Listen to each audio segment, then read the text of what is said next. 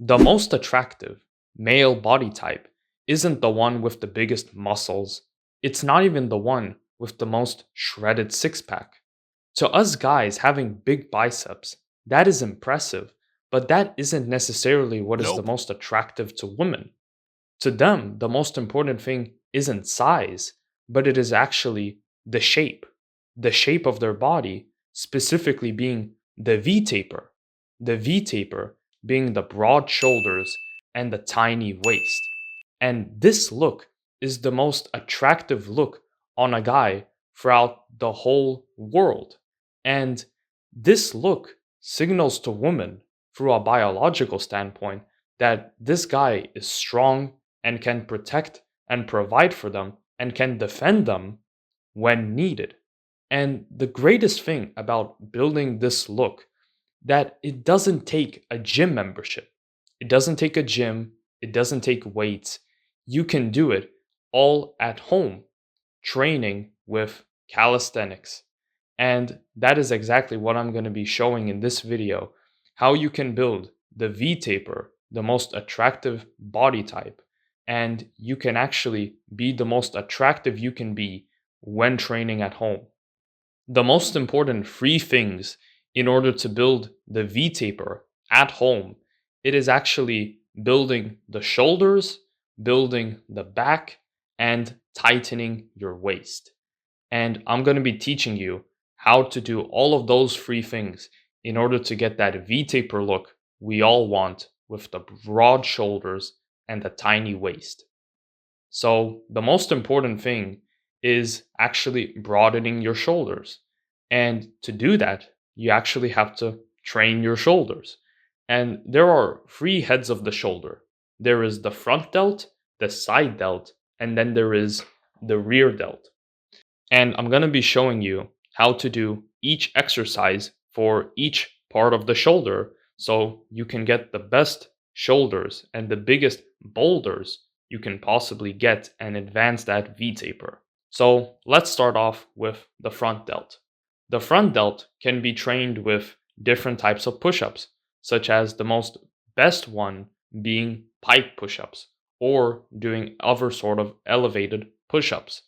And doing pike push ups, it is similar to just doing a normal push up, just that you elevate your feet and round yourself a bit and then just do the push up down and get your head to the floor. And the great thing with pike push ups is that you can easily switch around. So if the pike push up is too easy for you, then you can get your feet closer and closer to your hands until it becomes more harder. And to make it easier, you just get your feet further away from your hands and then just do a push up this way. And if you really want to advance with this exercise, by doing pike push ups, you can also elevate your feet on a table, on a couch, on a bed. It doesn't matter. Just elevate your feet and do the pike push up. And it will also be a really good burn for your front delt and your whole shoulder. And the great thing with pike push ups is that by doing them, you're also training yourself for a harder skill later on, being the handstand push up, which is an amazing skill to learn doing calisthenics. And I'm personally building it up myself. So, doing pike push ups is great for your front delt. And another exercise I like doing for the front delt, it is actually doing decline push-ups because doing decline push-ups, they also train the upper chest. And the upper chest is actually kind of hard to train with your own body weight if you're not doing any sort of decline push-up variation. So, doing decline push-ups will also build your front delt and your upper chest, and it is overall a great exercise which you should be doing. It is simple to do, and you just have to put your feet on the bed, on the couch, on the table, anywhere, and then do a normal push up. Now, as for the side delt, which we really want to be focusing on if we want to build that V taper and sculpt this shoulder to waist ratio, then doing side delts is important. And the thing is with training side delts is that it's kind of hard to train them without doing lateral raises. And lateral raises are usually done with dumbbells at a gym.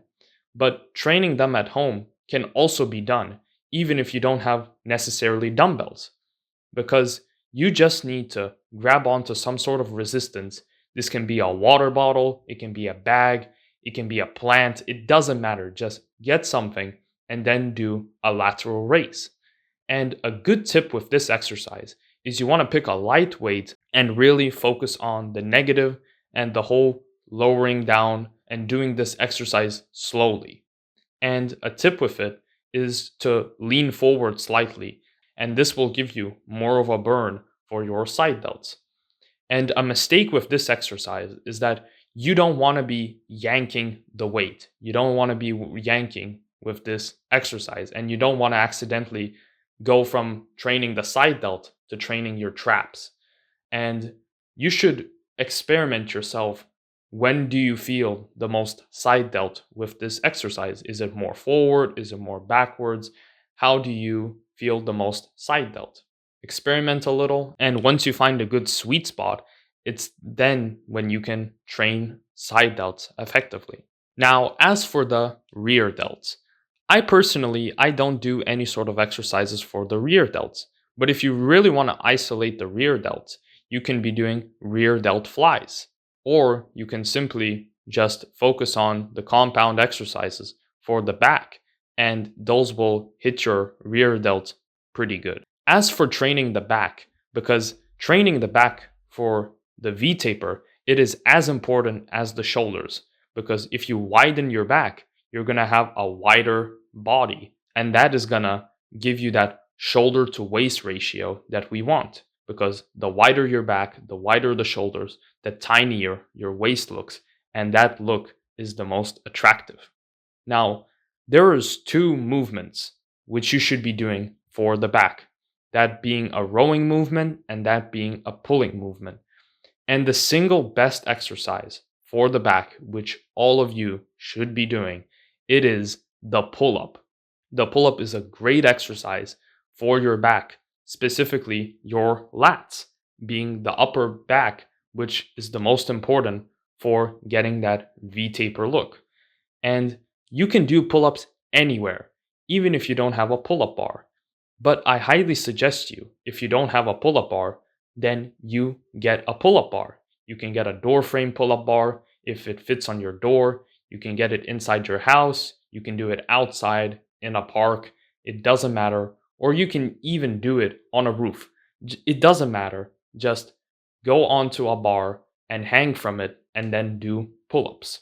But if you can't do pull-ups, such as I couldn't do myself when I first started off calisthenics, then you can be doing two things. You can do easier variations, such as the negative pull-up, or you can add in some resistance bands for doing pull-ups. And if you can't do pull-ups, just aim to do easier variations, such as the negative pull-up or the Australian row, and that is going to build your back muscles, and that is going to make you stronger, which you can later on start doing pull-ups. But if you can do pull-ups and you just can't do a lot of them, then keep on doing pull-ups. Because if you keep on doing pull-ups, if you keep doing exercises, then you will get stronger at these exercises and you can do more reps later on. Now, as for the resistance bands, it really depends on how strong you are and how strong of a resistance band you need. And there is no worry about starting with resistance bands, because I myself and many other people started with resistance bands because we couldn't do a single rep of pull-ups, and that is totally fine. Now just get that resistance band under your feet and do the normal pull-ups. And as you get stronger, you can use weaker and weaker resistance bands up until you can do normal bodyweight pull-ups yourself. Now, a different movement for the back, which you should be doing, which is going to build that upper back, and that is going to give your back that definition, and it is also going to improve that V-taper that we want. It is by doing rowing, specifically Australian rows and inverted rows and different types of rowing. Just go up onto some sort of bar, specifically a dip bar, get your hands on it and do those rows. And that is going to build that definition in your back, and that is going to enhance that V taper and giving you that broader look. And who doesn't want a good back?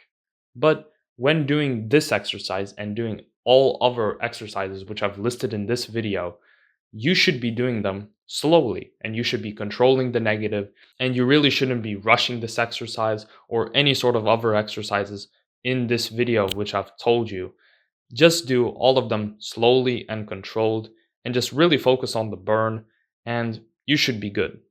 Okay, so we've built those shoulders, we've built that back, but what to do if you have a big waist? And if you have a big waist, then it's going to be harder for you to get that V taper look because your shoulders are going to be aligned with your waist, and that isn't going to be the most attractive. Well, your waist is mostly genetics, but there is things which you can do to tighten your waist. And the more you train your shoulders and your back, the more wider you're going to get. And even if you have a blocky waist, then your waist is going to look more smaller. But the number one way to actually tighten your waist, it is by simply losing body fat. And the only way to do that, it is by being in a caloric deficit. Being in a caloric deficit, eating less calories than you burn. No amount of exercises, no amount of pills or anything can do this for you than a good calorie deficit and eating 300, 500 calories less than your maintenance and eating less calories than you burn. That is going to burn body fat, and that is going to make your waist actually look more tighter and smaller. But there is a way to actually tighten your waist, which isn't actually talked about that much. And no, it's not a procedure, it's not some cosmetic surgery. It is by doing vacuums. Doing vacuums. It is a weird exercise in a way, but that is going to give your stomach and your waist some tightness. And it is simple to do. And I simply advise you to do this exercise of the vacuum in the morning when you aren't filled with food. You don't have any food in your system. And to do this exercise, you just need to sit down or stand up and exhale all of the air out of your stomach, out of your body. And then once you do that, suck in your stomach as much as you can. And some people, they can do more of this and you can do less of this sucking in your stomach. But once you start practicing, you will get easier with it. And by doing this exercise for a few seconds every single day, a few times, it will actually tighten your waist and actually flatten your stomach a bit more because there's actually muscles here which can also be trained. And don't overdo this. Just do it for 20, 30 seconds per one set and do it for about 3 sets per day or every other day. And it will actually help you give that flatter stomach look and tighten your waist, giving you that shoulder to waist ratio, being the V taper, perfectly well. So I've broken down how to build a V taper, an aesthetic body at home. By doing these exercises, you will get the V taper and you will build great aesthetics by following this routine. But you also shouldn't be neglecting other muscle groups and leaving them behind. So I've made an ebook, link in the description, of exercises and routines which you can be doing at home with no gym, no equipment whatsoever. You can be doing all of this at home in my ebook, which I've linked in the description, being the Home Workout Blueprint. And if you have enjoyed this video, I'm sure you would enjoy the ebook in the description. And stay tuned.